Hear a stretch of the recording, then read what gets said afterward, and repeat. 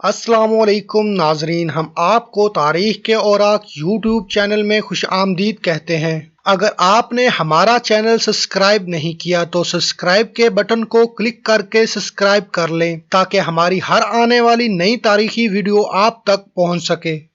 Badie الزمان ابو اسرائیل اسماعیل ابن رزاز الجزری 1136 میں دیار باکر میں پیدا ہوا تھا، جس میں آج وسطی جنوبی ترکی ہے۔ ایک عاجز کاریگر کا بیٹا، وہ سیاسی بحران کے وقت پیدا ہوا تھا۔ انہوں نے اپنے والد کی طرح آرٹکلو محل میں چیف انجینئر کی حیثیت سے خدمات انجام دیں۔ ان کی زندگی کے بارے میں کچھ خاص معلومات موجود نہیں ہیں۔ الجزری نے علاقائی حکمران آرتو قید کی خدمت میں انجینئر کی حیثیت سے خدمات انجام دیں۔ الجزری کی زندگی کے دوران اس خاندان نے شام تک اپنی سلطنت کو بڑھا دیا تھا، تاہم آرتو قید کی طاقت زیادہ طاقتور ہمسایہ زنگی خاندان کی زد میں آ گئی اور مختلف مسلم طاقتوں کے مابین لاتعداد تعلقات کے باوجود شاندار انجینئر کی زندگی بہت سارے آرتو قید بادشاہوں کی خدمت میں گزری، جن کے لیے انہوں نے 100 سے زیادہ ذہین آلات تیار کیے۔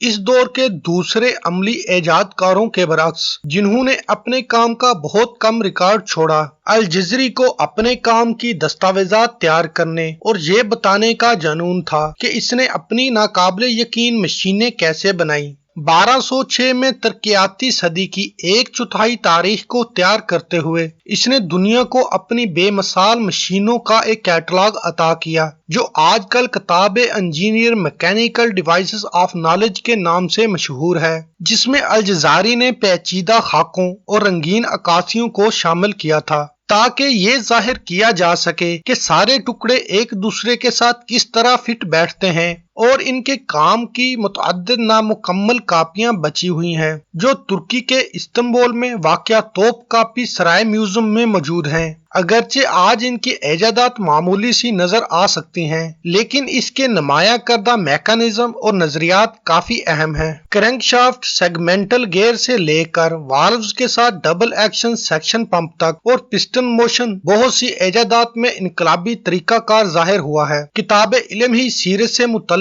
معلومات کا واحد ذریعہ ہے جو الجزری پر موجود ہے۔ اس متن نے اسے بدیع الزماں، انوکھا اور بے مثال اور علمی اور قابل قرار دیا ہے، لیکن اس میں یہ بھی اعتراف ہے کہ اس نے قدیم علماء اور عقل مندوں پر قرض لیا تھا۔ الجزری کی ایجادات نے صدیوں کی جدت اور سکالرشپ سے پچھلے دور سے فائدہ اٹھایا۔ قدیم یونانی، ہندوستانی، فارسی، چینی اور دیگر ثقافتوں کی سائنس اور حکمت پر روشنی ڈالی۔ 7ویں صدی میں اسلام کی تیزی سے توسیع کے دوران مسلم حکمرانوں نے اپنے فتح کیے گئے علاقوں کے علم میں گہری دلچسپی لی۔ انہوں نے بیت الحکمہ میں مخطوطے اور کتابیں جمع کیں۔ یہ ادارہ 8ویں اور 9ویں صدی میں ایک لائبریری اور اکیڈمی کی حیثیت سے بغداد کے عباسی خلفاء کے تحت پروان چڑھا۔ دوسرے مراکز کے ساتھ اس نے اسلام کے سنہری دور میں قرون وسطی کی سائنس اور علمی ترقی میں بنیادی کردار ادا کیا۔ فلسفہ، طب، فلکیات اور حیاتیات کے ساتھ ساتھ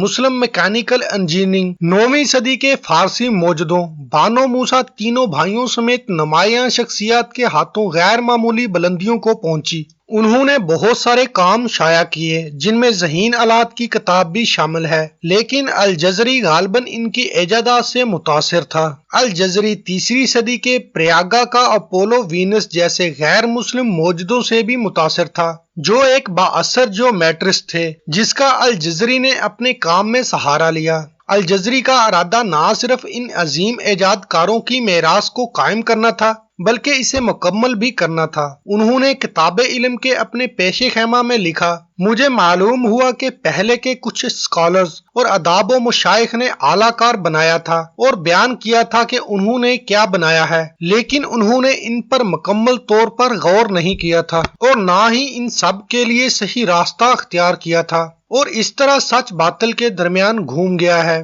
الجزری کی کتاب میں موجود مشینیں عملی اور چنچل تھیں۔ گھڑیوں سے لے کر آٹومیٹن برتن تک مشروبات کی فراہمی، انہوں نے خون بہنے والے آلات اور میوزیکل آٹومیٹنز ڈیزائن کیے، پانی اٹھانے والی مشینیں اور ماپنے کے لیے مشینیں بھی تیار کی۔ اس کے سب سے مشہور آلات میں سے ایک پانی کی بہت بڑی گھڑی ہے جس میں ہاتھی کو اپنے ڈرائیور اور مخلوق سے بھرا ہوا ٹاور دکھاتا ہے۔ قدیم مصر اور بابلونیا میں پانی کی سادہ گھڑیاں استعمال کی گئی تھیں، لیکن الجزری کی پیچیدہ ایجاد واضح طور پر ان کے اس مقصد کو پورا کرنے کے اس کے عزائم کا اظہار کرتی ہے۔ وقت کا طریقہ کار ہاتھی کے اندر چھپے پانی سے بڑے بیسن پر مبنی ہے۔ بالٹی میں ایک گہرا کٹورا ہے جو پانی پر تیرتا ہے، لیکن درمیان میں ایک چھوٹا سا سوراخ ہے۔ اس سوراخ سے بھرنے میں پیالے کو آدھا گھنٹہ لگتا ہے۔ ڈوبنے کے عمل میں کٹورا ہاتھی کے اوپر ٹاور میں نظر آ رہی میکانزم سے منسلک تار کھینچتا ہے۔ اس سے ایک گیند نکلتی ہے جو سانپ کے منہ میں گرتی ہے، جس سے سانپ آگے بڑھ جاتا ہے، جو ڈوبتے ہوئے پیالے کو تاروں کے ذریعے پانی سے باہر نکالتا ہے۔ اس وقت ڈور کا ایک نظام ٹاور میں موجود اعداد و شمار کو بائیں یا دائیں ہاتھ میں اور محوط کو ڈھول مارنے کا سبب بنتا ہے۔ یہ آدھے یا پورے گھنٹے کی نشاندہی کرتا ہے۔ اس کے بعد یہ سائیکل دہرایا جاتا ہے جب تک بالائی ذخیرے میں گیندیں باقی رہ جاتی ہیں۔ الجزری کی ایک اور تصوراتی تحریر سائنس کے مورخین کے لیے خصوصی دلچسپی کا باعث ہے، کیونکہ بہت سے لوگوں کے نزدیک یہ تاریخ کا پہلا پروگرام روبوٹ سمجھا جاتا ہے۔ میوزک کے ڈبے کی طرح اس ایجاد میں ایک کشتی جس میں 4 موسیقاروں کے ساتھ ہارپسٹ، ایک فلیوٹسٹ اور 2 ڈرمر تفریح کے لیے گانا بجانے کے لیے تیار کیے گئے تھے۔ ڈھولروں کو متحرک کرنے والے میکانزم کو مختلف دھڑکن کھیلنے کے لیے پروگرام بنایا جا سکتا ہے۔ ان کی تمام آسانی کے لیے ایسے آلات امیروں کے لیے کھیل کے مواقع تھے۔ معمولی پس منظر کے ایک کاریگر کے طور پر وہ روزمرہ کی ضروریات کو بھی جانتا تھا اور مفید گیجٹ تیار کرتا تھا جو روزمرہ کی محنت کا بوجھ ہلکا کریں۔ کتاب میں کم از کم 5 مشینوں کا تفصیل سے بتایا گیا ہے جس مشینوں نے اس وقت میں فارم اور گھر پر پانی کھینچنے اور آبپاشی کی سہولت فراہم کی ہے۔ دوسری انتہائی عملی مشینیں بھی ان کی کتاب میں شامل ہیں۔ ایک کرینک شافٹ جو لکیری تحریک کو روٹری تحریک میں بدل دیتا ہے۔ عوام الناس کی عاجز طبیعت بھی اس کی زبان میں جھلکتی ہے، جبکہ دوسرے موجودوں نے جان بوجھ کر اس کو چھوٹی اشرافیت تک محدود رکھنے کے لیے اس کی نثر کو غیر واضح زبان میں لکھا تھا۔ الجزری نے اس وقت کے عام قاری کے لیے قابل رسائی بنانے کے لیے بہت تکلیفیں اٹھائیں تاکہ وہ اس کی کچھ اور عملی مشینیں بنا سکیں، یہ دیکھتے ہوئے کہ الجزری تعمیراتی عمل میں اتنی ہی دلچسپی رکھتا ہے جتنا نظریہ اور حساب کتاب میں۔ کچھ محققین نے اس کی کتاب کو ایک طرح سے صارف کے دستور کے طور پر بیان کیا ہے۔ الجزری کا انتقال 1206 میں ہوا۔ اسی سال اس نے سلطان کو اپنی علمی کتاب پیش کی۔ انہیں اس کتاب کے لیے بنیادی طور پر یاد کیا جاتا ہے، لیکن ان کی بقیہ ایجادات آنے والے کئی سالوں تک شہری زندگی میں کلیدی کردار ادا کرتی رہیں۔ ان میں گیئرز اور ہائیڈرولک انرجی کا استعمال کرتے ہوئے واٹر سپلائی کا نظام تھا،